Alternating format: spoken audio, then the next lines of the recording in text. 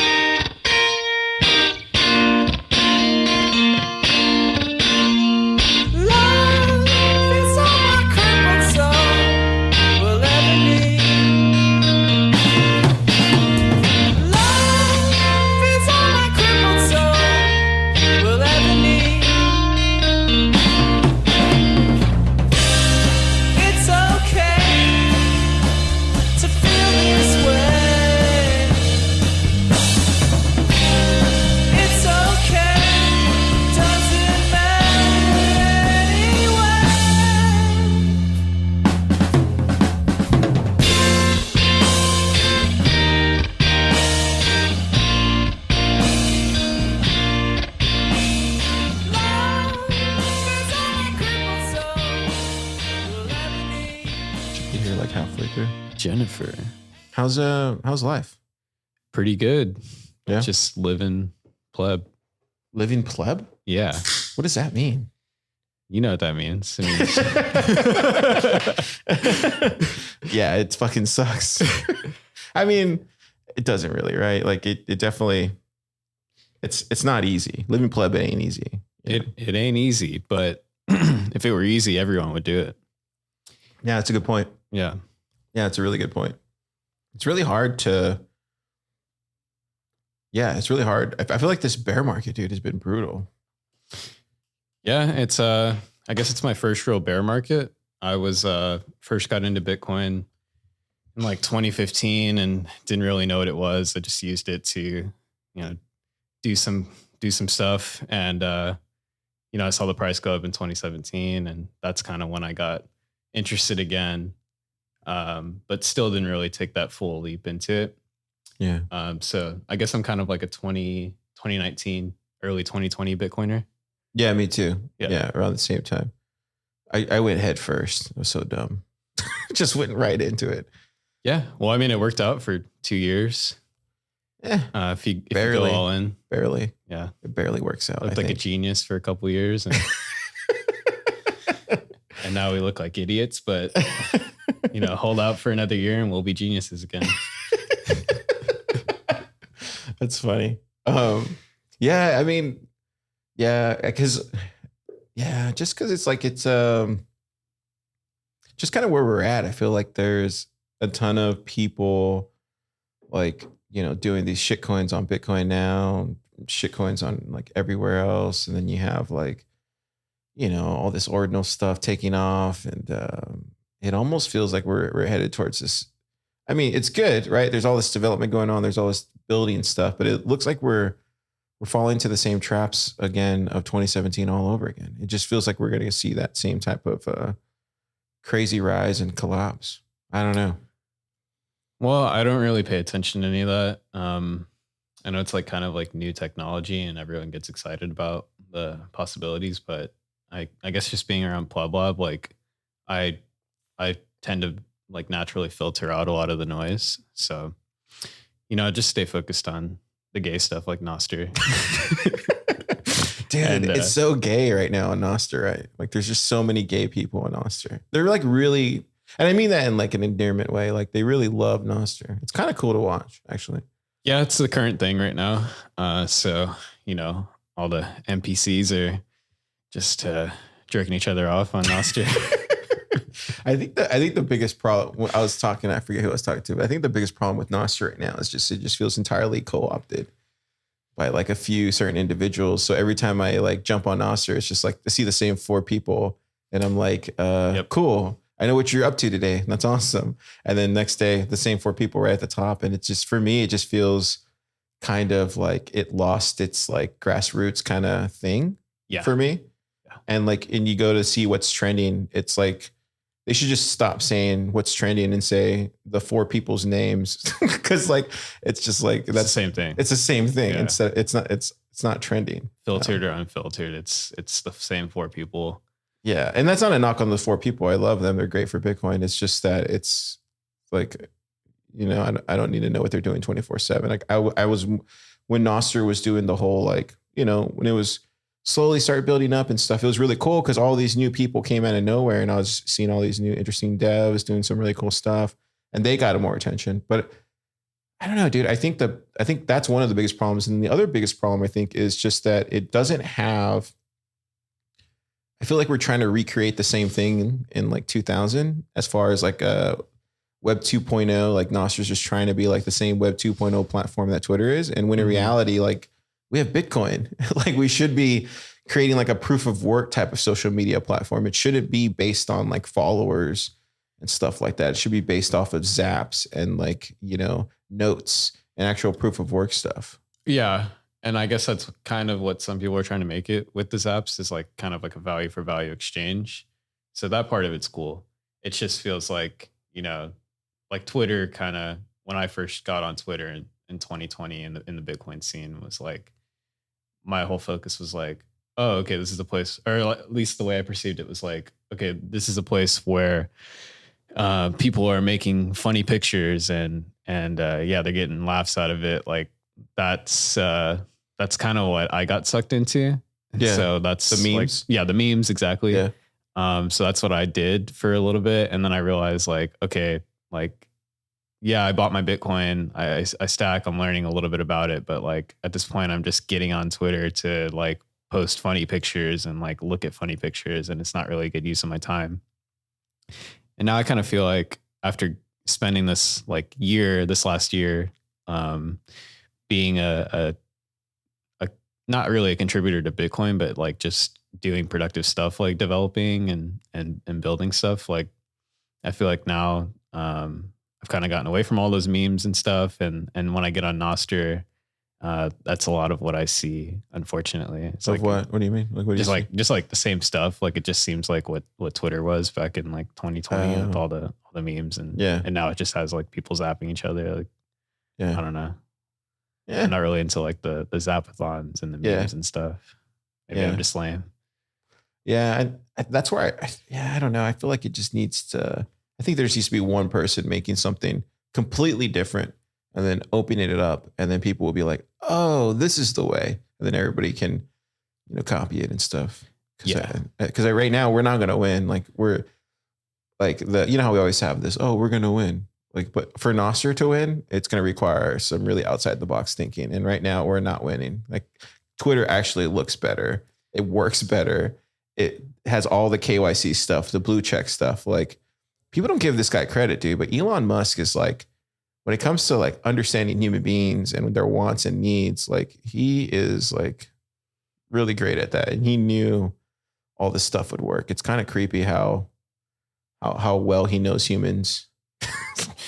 Tendencies and stuff like that. It's fascinating. Yeah, I think as this, like the use case for like social media, it's kind of really hard to compete with Twitter.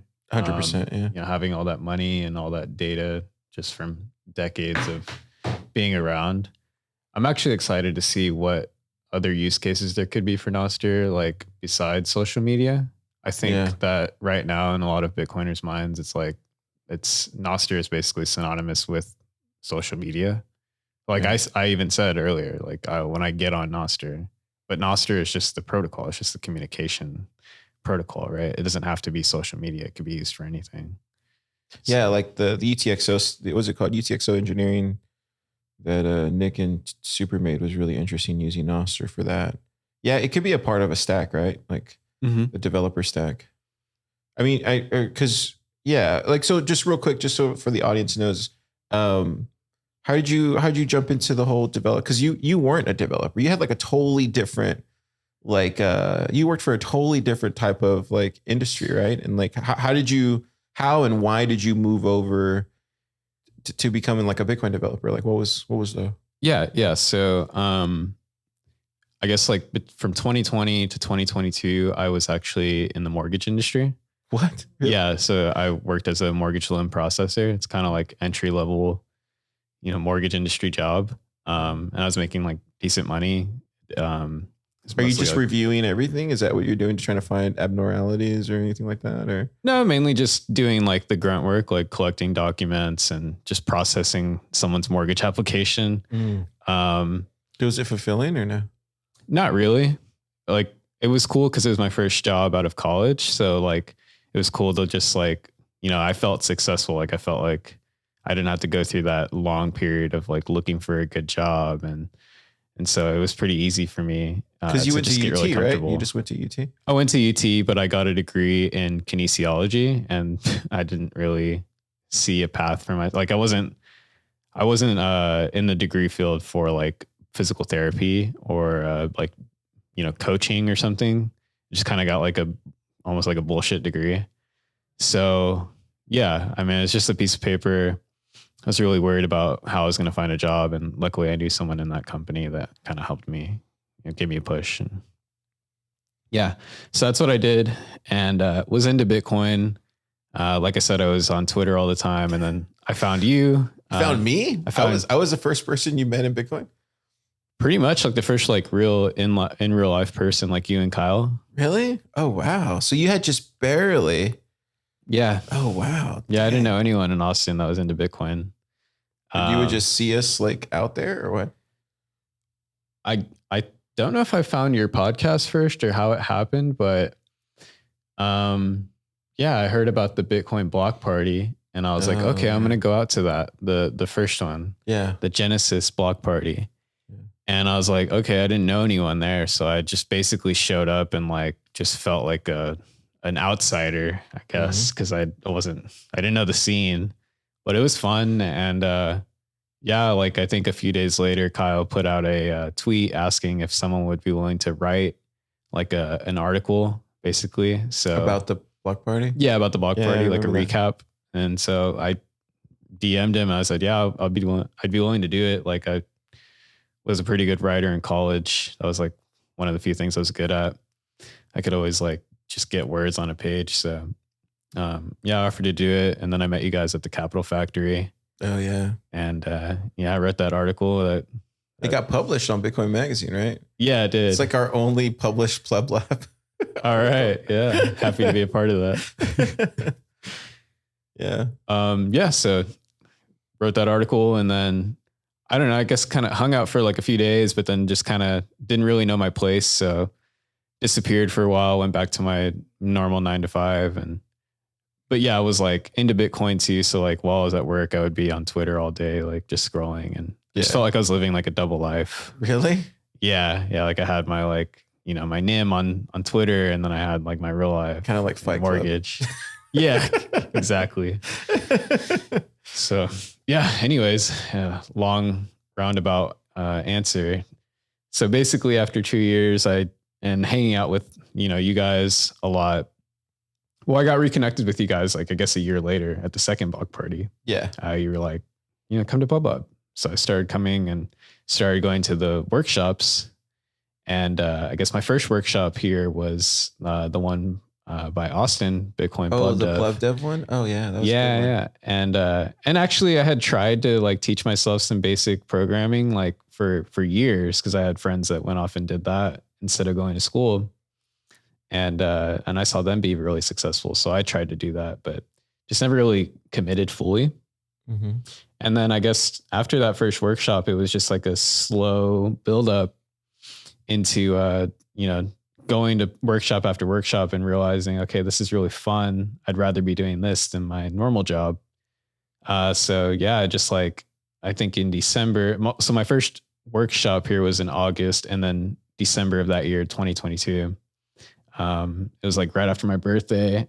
I was looking at boot camps and ended up putting my information down so I could get a consultation phone call. Mm-hmm. And then they ended up calling me back in like 5 minutes. Which boot camp was that? This is like a UT. And then just we'll go back to this later, but why didn't you pick like Base 58 or some of these other ones that are out there? I didn't know that was a thing. Oh, you didn't hear about it? Yeah, I just didn't know that. Oh, okay, cool. Okay. Yeah. So you just went with what you knew because you went to school there. You're like, oh, okay, I already went to UT. Yeah, I guess like I was looking up YouTube videos and stuff on just like programming tutorials. And so the algorithm was like putting like my Twitter feed was like getting bombarded with advertisements for the UT coding bootcamp. Damn, so that works. So it actually worked. Yeah. I'm a sucker. No, that's good. I mean, a conversion. So how was that bootcamp at UT as far as programming? It was all right. Um, I feel like having the little bit of knowledge that I had, like, I wasn't really starting from zero from their perspective, which is like how they set it up. So we spent like, it was a 12-week boot camp full time. So I had to leave my job. Um, and wow. what do you call it? So I guess like the first like 3 weeks, 3 or 4 weeks, like it was just like a refresher pretty much. Like I wasn't really learning anything new. Mhm. We were learning like some basic HTML and CSS, a little bit of JavaScript. And then I think around like week 4, we got into doing Node.js, which is kind of more like backend stuff. Mhm. So that was basically like, new stuff to me. And I had already like kind of had a little bit of experience working with React for just like front end applications. Mhm. And unfortunately, what I wanted to get into bootcamp was to learn React. Like it was a full stack bootcamp, so they were going to teach you front end and back end.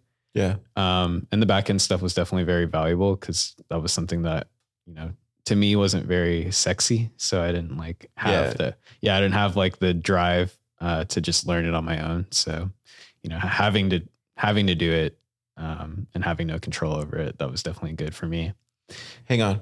I got to go meet Jennifer downstairs to get this poke bowl. Okay. I'll be right back. Hang on a second. Okay, this is a good part. I want to hear the rest of this. It gets really good. Cool. Hang on.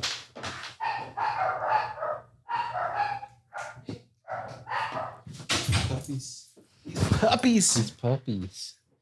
So what are we gonna do? Are we gonna like? What? What'd you say? Are we still recording? Dude, that's crazy. These dogs, like, they'll literally like, yeah, we're still recording. They'll like follow you, and then they'll wait by the door. Yeah. It's either because they're like really hungry or they're just curious. Yeah, they're just like bored. Yeah. Yeah. Okay, let's get back into it. You said that you were learning backend stuff, but you were kind of surprised or something like that. Yeah. So learn the backend stuff, and basically the reason why I went to the boot camp was because I wanted to. Well, for one, I wanted to, because I came from like the normal like fiat world, I guess you could call it. Is like, you have the credentials, so then you're qualified to do the job. I didn't really understand that in this world, it's more about what you do than like what credentials you have. So proof of work obviously is very important. So yeah, basically I wanted to get the degree or the certificate. And what I really wanted to learn was React programming. I wanted to go do a deep dive into React and just basically the newer technologies. And unfortunately, the boot camp focused a lot on the fundamentals and like had us go in all these different ways, learning just like programming languages and tools that aren't really used. They're not very common nowadays. So yeah, I mean, it was okay. I give it a C+. Yeah. So you're saying like they were more geared towards, do you think it's just because the person that was teaching it, or maybe the curriculum itself wasn't set for the modern day, you think, or like? Yeah, exactly. Yeah. The curriculum wasn't modern. It wasn't up to date with the technologies that are most popular today. So when you're, and we'll get to more on what you're working on now, but like when you're coding today, do you find yourself, oh, it's good that I took this because I have this skill that I didn't know? Or do you ever have those recalls where you're honestly not really? Wow. Yeah. That's not good, dude. Wow. You would think because I know for me, like I took a lot of computer science classes. So when I, did IT and stuff, I was able to recall some of those teachings and learnings, whether it was just like subnet mask or whatever, yeah, you know what I mean? Like there's just not. Yeah. I mean, I guess like some of the backend stuff, like, but like, I don't really do anything with like setting up like always on servers. Like like we learn like RESTful APIs, right?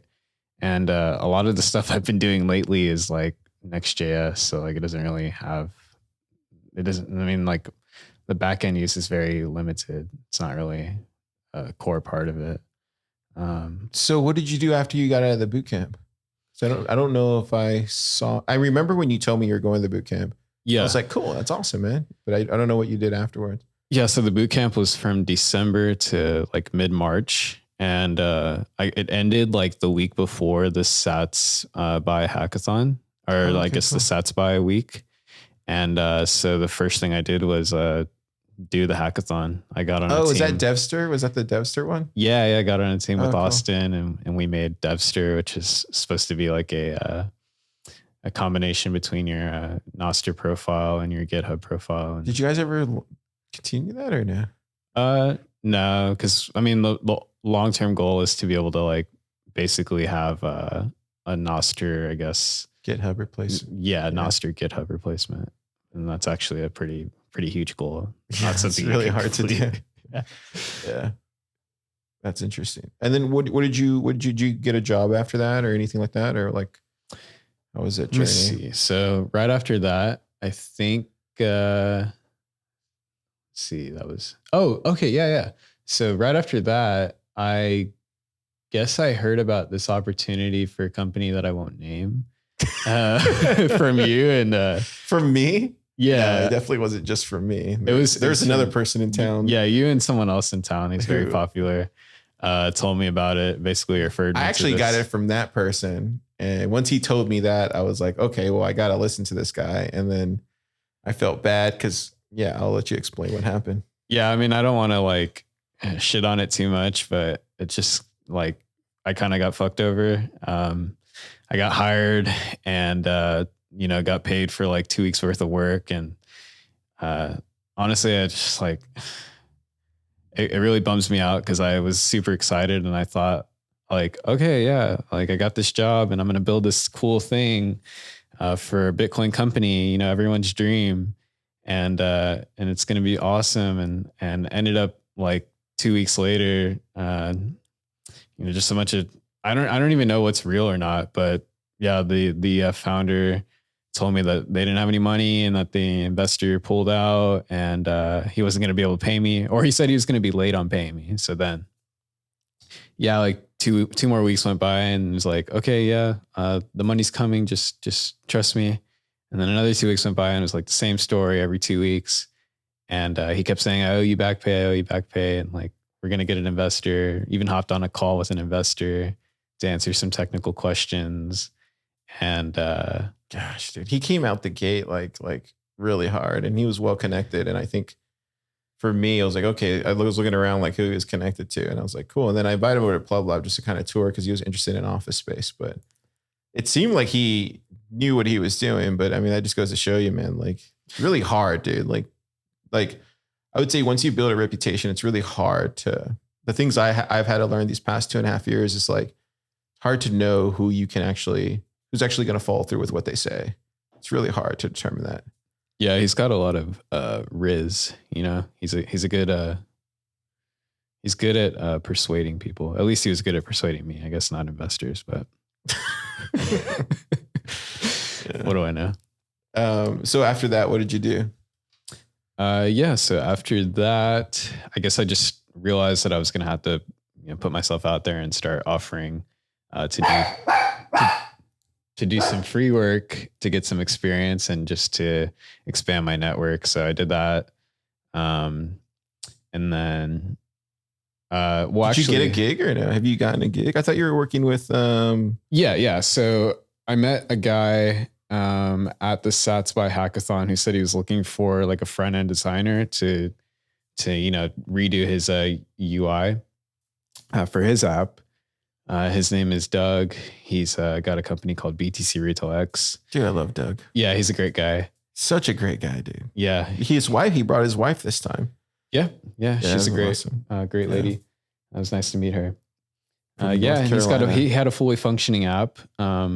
It's pretty cool. It's a point of sale app, and it just needed a facelift. Just needed fresh modern UI. So I pursued him for that, and we made a deal, and so I've been working with him for the last 3 months, and it was basically like a short-term contract. So almost done with that. It looks good. When you guys were showing it off, I think Johnny used it for his like cookout stuff, and yeah, it seemed like it was easy enough for him to use it. So that kind of shows you that did a good job, man. Yeah, because I saw it the way it looked before. It looked like it was something out of the 90s. That's exactly. It was it was cleaned it up. Used the same technology, I think, as the first Twitter. It was like Bootstrap 2.0. That's awesome. Yeah, so just made it look a little bit more Are modern. you? Do you still have any other stuff to do with him on that app, or I'm finishing it up. Yeah, the contract we did was set in milestones. So I think I'm on like milestone 5 out of 5. Just need to finish that up and then we'll be done. Yeah, So, I think that. Did you ever ask him about that thing I was telling you that just have that one option just to punch in an amount and then be able to just pull up a Lightning address? Like to me, that I would actually use that POS system if it had that option in there inside the lab. yeah. I did bring that up. He gave me a brief answer, but we didn't really like talk about it too much. Yeah, that's the one thing that's keeping me using this other platform, which I won't name, but yeah. I honestly think that's a feature that needs to be on there. For sure, I'd be yeah. happy to build that. Yeah, for sure. But yeah, so working with him, I found a few other like small contract jobs that I was doing. And then, yeah, I've also on the side, have been working on a personal app. It's called Plubspace. Really? Yeah. Oh, wow. So I could talk about that. It's basically like I don't know if you've ever heard of like a Bolt.fun or something, but it's not the same thing. It's not even really a competitor. It's just like it's a fun place to do some hacking. Yeah, if you hear what it is, you'll immediately think of Bolt.fun. But it's basically just like an online hackathon platform. But it's got a lot of like Nostr integration. You have the ability to like zap each other's yeah, I saw it, dude. It looks project submissions. It looks really sick. Like, yeah. I saw it. It looks really sick. I think you starting from the ground up, like with the Nostr stuff, and then the maybe later some AI stuff, but with the Lightning stuff, and then the streaming. To me, like I think that's how it needs to be done. Like just from like a community standpoint, I think it needs to have like that built-in community from the ground up. And I think there needs to be an application that's just not hoarding data, to put that lightly, like as far we collect as, no data. Yeah. I think that's really important. Like I mean, it's good to make sure that, all these guys get featured with their GitHub and all that kind of stuff. But I think just like creating like this, it just feels, yeah. And I think there's something like that needs to be created, and and I think that's why it'll work, because it's really low friction to get onboarded to a platform like that. Yeah. And I mean, the hackathons is like the main part of it, but I also want it to be this just like online, I guess like resource, kind of Bitcoin resource site or application, somewhere where you can just go and like get like useful content. So like right now I have a video player on there, and that's piping in all of the developer workshops from PlubLab. But you could put other people on there too, like the ATL BitLab stuff. And yeah, I could put anything on there. Yeah, that's dope. It has a resources page. So I just really want to like get that fully fleshed out and have a ton of resources. It's got like the Git book that PlubLab made. So yeah, I think there definitely needs to be a place where people can go. There just needs to be more playgrounds. That's how I look at it. It's like people are like, oh, we need to get more builders. Well, you need to give them options. Like some people don't want to, sit through a 2.5 month hackathon. Some people just want to go out and hack for the weekend, right? And then win 1 million sats. Like, yeah, and that's how we're set it up. There just needs to be more of these playgrounds just on the internet. And I think right now, if you look at Web3, they have like 1 million different types of playgrounds out there, right? Like, and I think we need that many for Bitcoin if we're really going to do this. Yeah, we really want to win. I guess another way we set ourselves apart is you'll have the ability to zap a hackathon. So it's kind of like almost like a crowd-funded prize pool. So like, dope. Yeah, I mean, the goal is to get a sponsor that can, put up the majority of the sats, but which is very few and far between. There's not going to be that many sponsors right now, especially in a bear market. Yeah, I can imagine. I haven't had to reach out to anyone yet, but I guess I'll face that soon. But that makes sense though. Like a pot. Yeah. So, it kind of incentivizes people to like the participants to share what they're doing. Cause then, they might earn some more sats from doing it. Yeah. That's cool, man. I saw the brief yeah, I saw the website. It looks really nice, man. I think implementing some kind of Zap stream in there would be really cool. I think that'd be really dope. Yeah, that is a long-term goal that we have. We want to be able to live stream. So basically the way it works is you'd sign up with your Nostr profile, and then you'd choose the hackathon you want to, or I guess the current hackathon, you would submit your project and you'd submit like a demo link, basically just like a video link showing your demonstration of your project. And we'll have like a stream on the day that we review them all. Mm-hmm. And yeah, so have like a zapped up stream sort of interface where, you know, if you're watching, you can zap, I guess, the project that maybe the project that's showing at the time or whatever. It would be cool too to like keep like in, you know, like in some of these other places, like even for our own hackathons, we always just have like, you know, these certain type of people that can judge a hackathon. It would be cool to have something, and I'm guilty of this too, but it would be cool to have something where just the plebs vote. Like, and maybe that's what pleb space is, where like the plebs are voting for the winner and not the, you know, not the designated hackathon judge. Yeah, we could do it that way too. I don't know. It's just something to think about. Definitely. That'd be cool. Cause it kind of, that's the whole point of like the real spirit of Nostr that I remember was that it was this kind of movement that was like grassroots, and it was everybody else like lifting each other up, and everybody else was like doing the work together. And that was what created the bond between the community in the early Nostr. And I feel like now it's just, yeah, we need to go back to that to really make it kick off. Yeah. I would like something like that. Yeah. I think there's definitely a need for something like that. Cause you know, there's a lot of politics in Bitcoin, and you think so? I think just so. Like personal politics, or no, just like in the space. Like if I bring on 3 of my friends and then I choose to participate in a hackathon, who do you think my friends are going to vote for as the judges? Oh, that's true. Yeah, they're going to vote for me. Maybe I didn't make the coolest thing or the most innovative thing. Maybe I don't know, have the best relationship with the judges. Yeah, that is true. Yeah, I think. Yeah, I don't know. I think. Yeah, maybe. Yeah, maybe.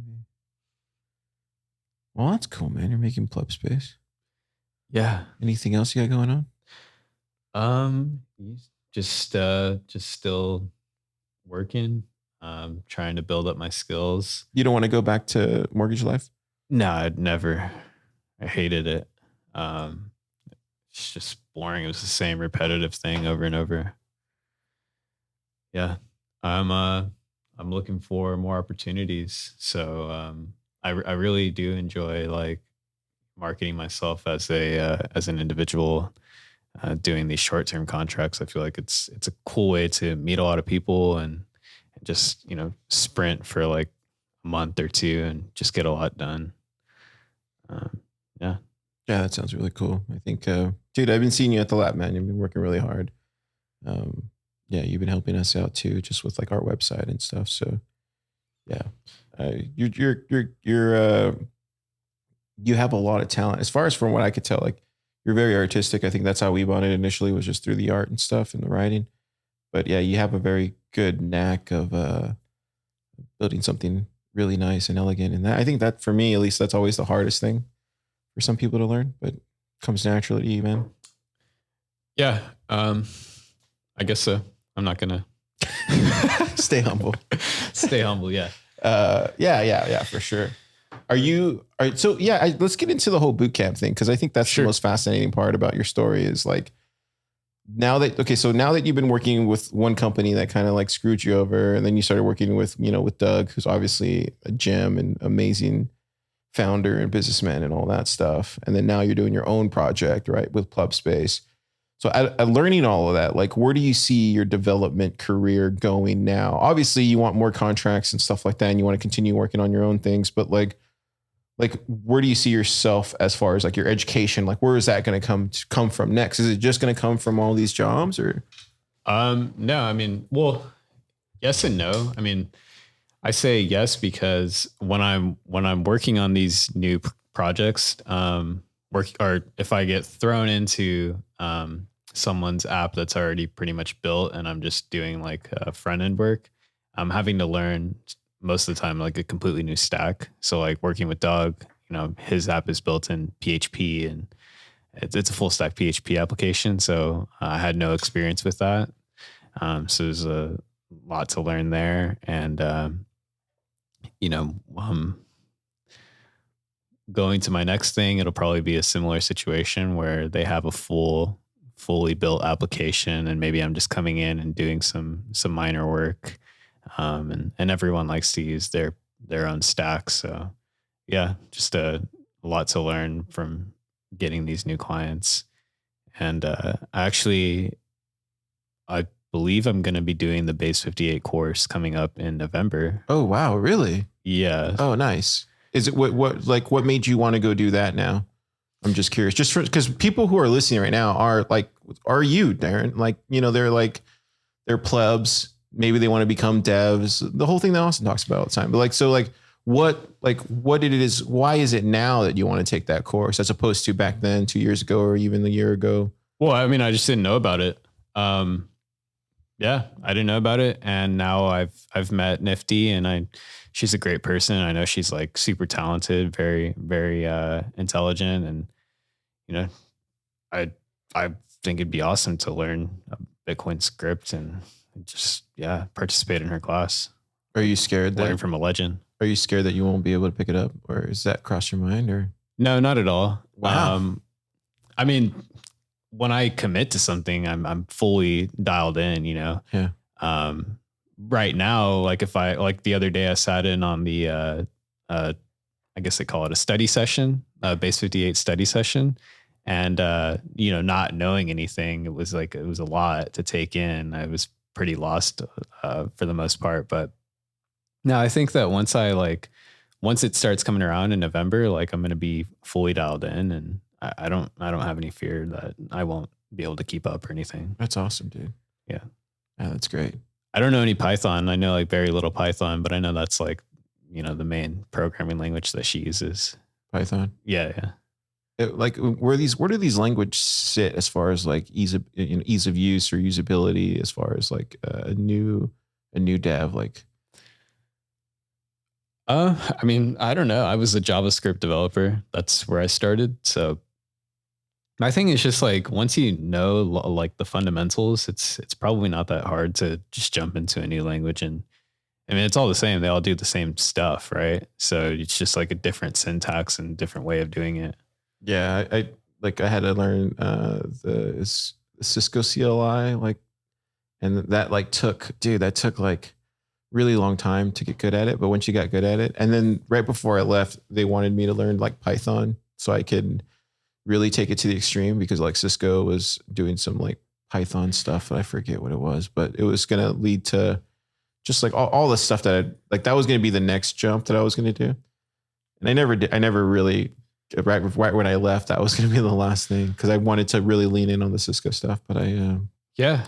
Do you have any interest in like coding? Coding. I think I just don't have the brain for it, if that makes sense. I think the way my brain works, it's very like, it's completely different. I look at things differently. Well, you're like a designer, right? You do a lot of the graphic designs. Yeah, but even that's just like one part of like, I'm very like creative and artistic and stuff like that. Like I think I have those just in my blood. I couldn't even fight those. I couldn't get rid of those things even if I wanted to. Yeah. But you don't think that after going to like Austin Bitcoin Design Club that you've kind of developed a natural eye for design? I think if I wanted to pursue it, I probably could. Yeah. It's just these days I just don't have the time to do it because I'm doing all the Pleb Lab stuff. Yeah, but it's probably there. I mean, we have a lot of friends, and there was a while there where they're like, "Car, you should do the front end for this, and you could look like this." And obviously, I hang out with Super. He's like, "Car, do this and just make it like." And I've thought about it and even like taken 2 or 4 hours to do it, and it looks great. It's just I'm just like, oh no, because if I start doing this, I'm gonna get sucked in, and I don't want to. Whenever I do something, I want to like continue it. Yeah. So I don't like to start things. They're all or nothing. well, not all or nothing. I just don't like starting things if it's if I'm not going to keep it going, if that makes sense. Like I only like starting things with the foresight of like, okay, I'm never going to stop doing this, if that makes sense. Yeah. Till they pull me away. Definitely. Yeah. I'm the same way. Yeah. Yeah, I remember like doing like graphic designs with you. Like I would spend like 3 or 4 hours making this thing that I thought was like beautiful. And then I'd show it to you and be like, dude, that looks like trash. Oh, dude, really? I would say that. Yeah, but you were right. Cause I man. just didn't know. I'm such a jerk. I didn't realize that like, you know, cause when you have tunnel vision and you're working on something in like in your own space, you think it's like amazing. And you maybe committed to something that early on that wasn't really that great. So you just kept going down this like path of like, this is where I started. This is good. This is where I'm making progress. So I'm just going to keep going this way. And then, you know, it ends up being not the right choice. Cause I think that's what's so good about Plub Lab is like, we can be honest with each other about these things. And, you know, there's been some times where I have something, I'm like, I show the guys and I'm excited about it. They're like, no, that's the dumbest idea ever tried. And I'm like, what is it really? It's no. And then like, tell me why. And then, you know, Super will be like, this is why. I'm like, oh yeah, that is pretty dumb. Like, I think that's what's great about like working in a collaborative environment is you're able to, it's like a studio. You're able to like show everybody what you're working on. And then at the same time, it's a lab where you can like experiment and stuff. So yeah, and we're all friends here. So like, we're not just going to pat each other on the backs and tell each other great job unless like we really mean it. Like if something's like really a dumb idea or like it doesn't look right, like we'll tell each other we know we're not hurting each other's feelings. Like we're just we're just honestly looking out for each other's best interest. 100%. Yeah. That's cool, man. Well, I can't wait to see what comes out. Like, who knows? Maybe you go down the protocol path. Do you think you would?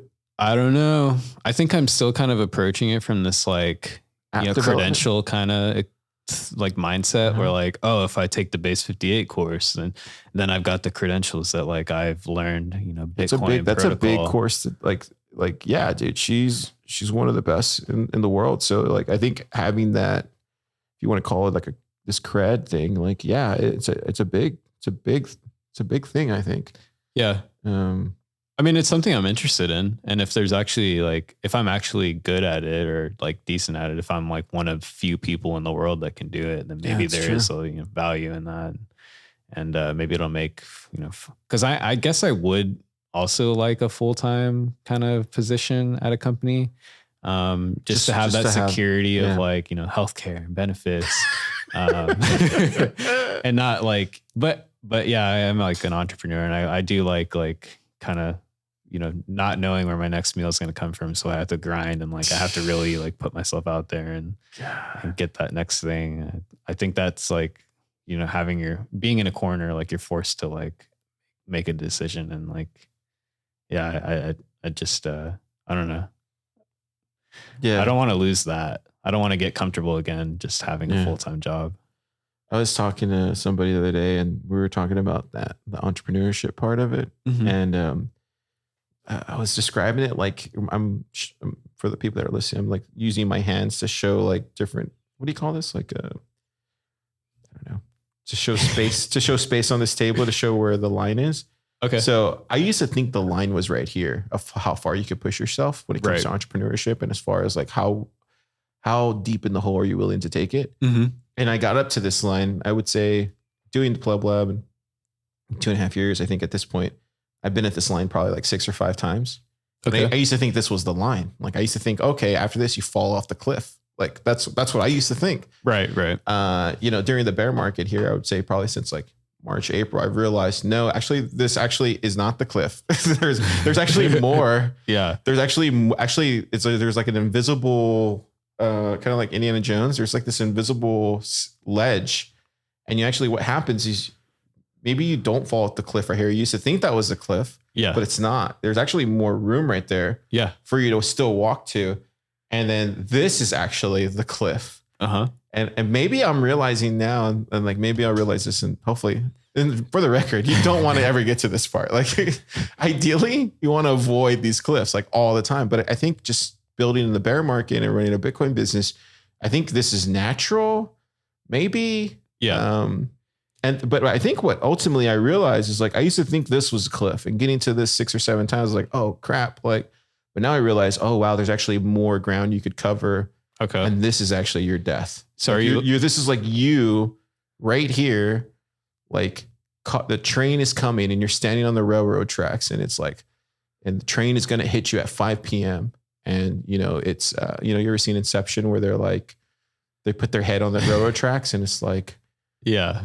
It's that. You have your head on the railroad tracks, and at 5 o'clock, the train's going to run over your head, and you're there, and you're thinking like, okay, 4:55, 4:56, 4:57. You're like, what's? And then you wait 4:59, 4:59:01, 4:59:02, 4:59:45, and you hear the train coming. You're just like 4:59, and like you're literally there to the very last minute, waiting for your head to get chopped off, and then you realize somebody saves you, and you're like, oh shit.